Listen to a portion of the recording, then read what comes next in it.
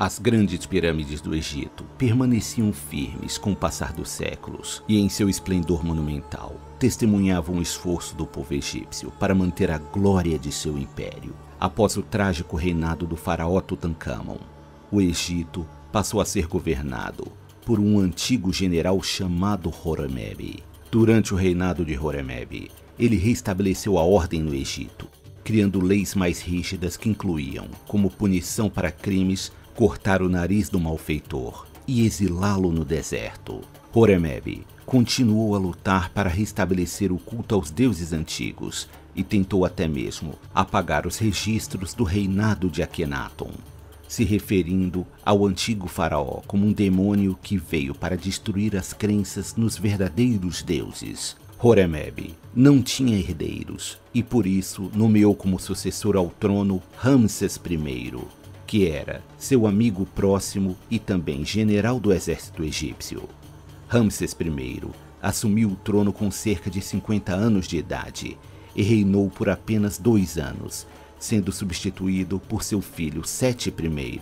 Seti I guerreou contra os hititas e conquistou a cidade de Kadesh. Com isso, os hititas entraram em um acordo de paz com os egípcios, que durou cerca de 15 anos. Seti I recuperou outros territórios que pertenciam ao Egito antes do reinado de Akhenaton, mas seu reinado também seria breve, já que ele faleceu com apenas 40 anos de idade. A múmia de Seti I é considerada uma das mais belas e bem preservadas encontradas até hoje, sendo mantida atualmente no Museu Egípcio do Cairo. O sucessor de Seti foi seu filho, o famoso Ramsés II.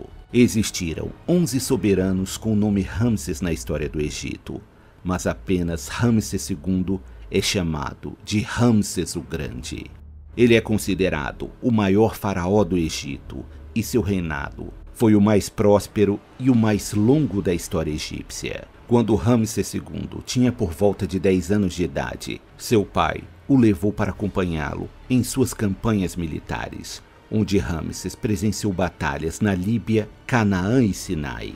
No início de seu reinado, ele foi até a região da Fenícia com a intenção de marcar novos limites para os territórios egípcios. No entanto, ele adentrou no território dos hititas e clamou para si terras que foram conquistadas na época de Tútemes III. Esse ato foi encarado como uma ofensa pelos orgulhosos hititas, e a guerra entre os dois impérios recomeçou novamente. O reino dos hititas convocou um grande número de soldados e pediu reforços de cidades e povoados aliados aos hititas. Por sua vez, Ramsés II também tinha um exército numeroso, composto por soldados egípcios e mercenários africanos e libaneses. Ramsés tinha uma personalidade forte e impaciente, o que levou a tomar a iniciativa e marchar em direção à cidade de Kadesh, que havia sido retomada pelos hititas. O exército egípcio estava disposto em 4 divisões, que apesar de serem numericamente inferiores aos hititas, eram mais bem treinadas e disciplinadas. Foi então que 2 soldados hititas se entregaram aos egípcios. Eles se diziam ser desertores, mas na verdade eram espiões. Após conquistar a confiança dos egípcios, os espiões passaram a falsa informação de que o exército hitita ainda estava longe de Kadesh. Ramsés quis agarrar a oportunidade de retomar rapidamente a cidade e avançou apenas com sua guarda pessoal e uma divisão de seu exército, enquanto o restante das forças egípcias seguiam em marcha mais lenta. Já próximo à cidade de Kadesh, Ramsés se deu conta de que havia caído em uma armadilha. Os hititas surgiram de diferentes direções e cercaram as tropas egípcias. Este evento tão inesperado ficou registrado como a primeira emboscada militar que se tem registro na história. Mesmo cercado, Ramsés e sua guarda pessoal utilizaram suas carruagens de guerra e realizaram a façanha de abrir caminho entre as tropas inimigas, quebrando o cerco enquanto os soldados da infantaria egípcia continham o avanço dos inimigos. Ramsés conseguiu se reagrupar com as outras divisões de seu exército que vinham em seu auxílio e lançou um contra-ataque que dispersou rapidamente os hititas. Neste dia,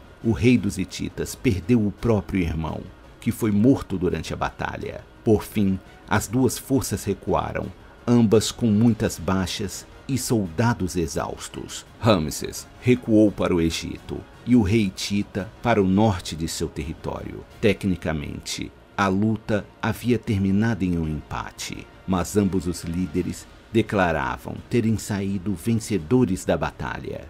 Após mais alguns anos de conflitos e hostilidades, o Egito finalmente assinou um tratado de paz com o Império Hitita, algo realmente marcante, já que este foi o primeiro tratado de paz documentado na história. Este tratado de paz também foi motivado pela crescente ameaça do Império Assírio, que vinha se fortalecendo cada vez mais e já demonstrava ser um perigo tanto para os egípcios quanto para os hititas.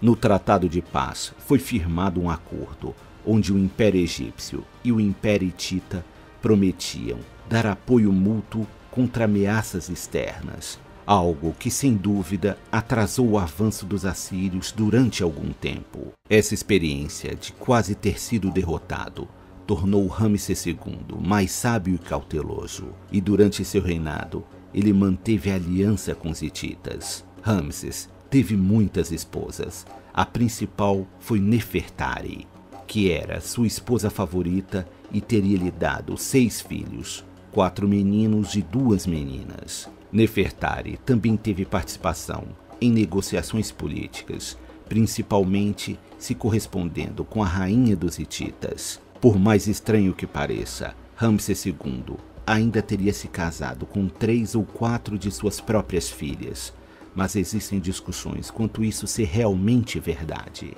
Ainda durante o reinado de Ramsés II, as cidades cresceram em tamanho e população, além de terem sido construídos muitos templos e construções de diversos tipos, trazendo mais prosperidade para o Egito. Nos dias de hoje, o nome Ramsés II ficou famoso por ter sido usado em adaptações de Hollywood, onde ele era apontado como sendo o faraó do Êxodo bíblico, responsável por aprisionar e escravizar os hebreus no Egito. No entanto, estudos mais completos apontam que o faraó do Êxodo provavelmente tenha sido Tútemes III. Ramsés II teria morrido com mais de 90 anos de idade, algo bastante incomum para aquela época. Após a morte de Ramsés, o Egito novamente entrou em um período de instabilidade, pois seus filhos morreriam de maneira abrupta e o trono egípcio ficava vazio com frequência,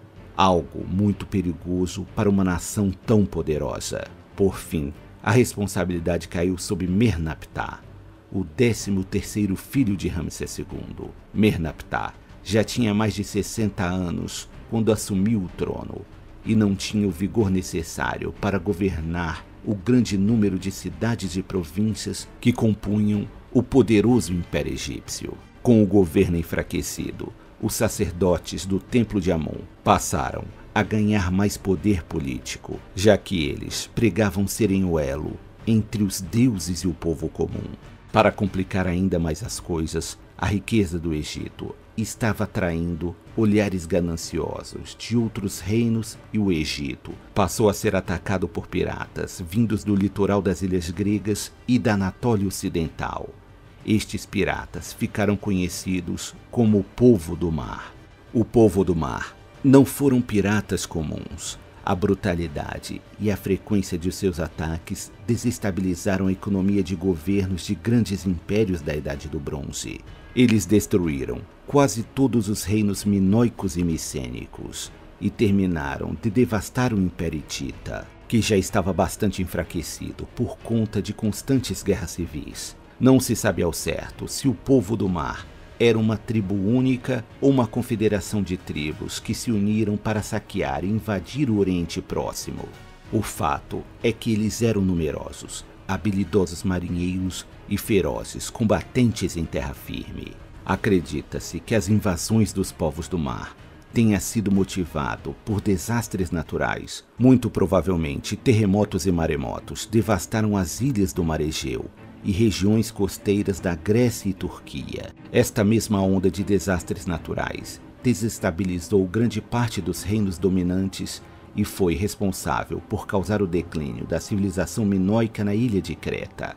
O faraó Merneptah conseguiu deter a invasão do povo do mar. Esta batalha ficou conhecida como a Batalha do Delta. Mas somente alguns anos depois, o faraó Ramsés III conseguiu efetivamente expulsar os povos do mar do Egito.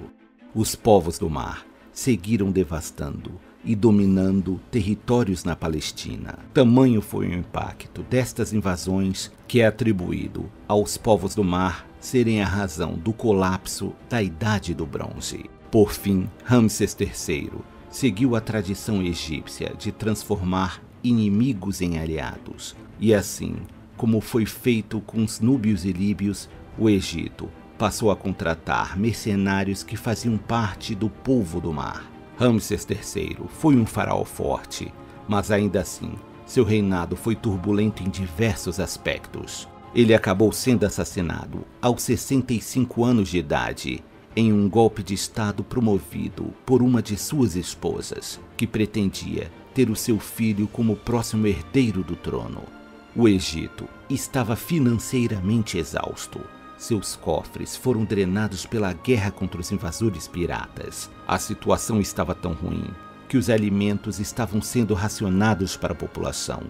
E foi durante este período que ocorreu a primeira greve trabalhista da história, quando os trabalhadores de diversas áreas não receberam seus grãos, se recusaram a voltar a trabalhar para o faraó. O Egito entrou em um declínio vertiginoso, onde fome, violência e corrupção devastou o império por cerca de 2 décadas. O Egito ficou dividido novamente em diferentes dinastias, e líderes ambiciosos lutavam pequenas batalhas por domínios de território, levando o Egito a entrar em uma fase conhecida como o terceiro período intermediário. Durante este período, o caos reinou e parte do Egito foi comandada por faraós de origem libanesa, enquanto a outra parte era governada por faraós de origem núbia. Os ardilosos sacerdotes do Templo de Amon aproveitaram-se da situação e tomaram controle da cidade de Tebas e outros territórios próximos. Foi então que os assírios souberam tomar proveito da queda do Império Hitita e do enfraquecimento do Império Egípcio e invadiram o Egito, conquistando cidades onde colocaram governantes assírios para controlar a população. Agora, sob o domínio de forças estrangeiras, o outrora orgulhoso Império Egípcio estava subjugado e impotente. Mas este ainda não seria o fim de sua história, e muitos acontecimentos inesperados ainda aguardavam.